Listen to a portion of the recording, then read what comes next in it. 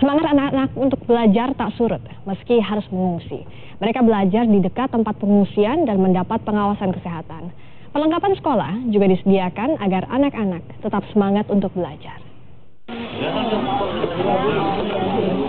Kondisi Gunung Agung memang membuat warga Karangasem, Bali harus mengungsi.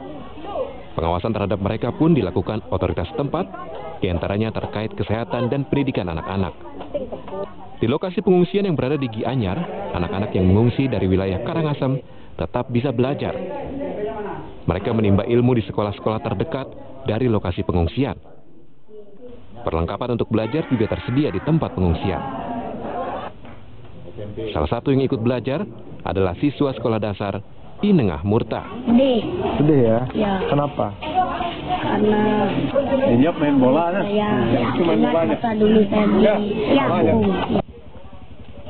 Selain pendidikan untuk anak-anak, soal kesehatan tentu tak boleh dilupakan. Ada tim khusus yang membuat toilet demi kenyamanan pengungsi. Ya, untuk sementara untuk toilet aja dulu ya.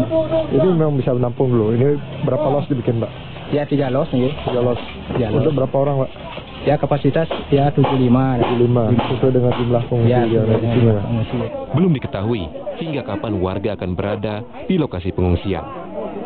Namun yang pasti, hak dasar mereka tak boleh dilupakan. Inyoman Sudarmika, Kompas TV, Gianyar, Bali.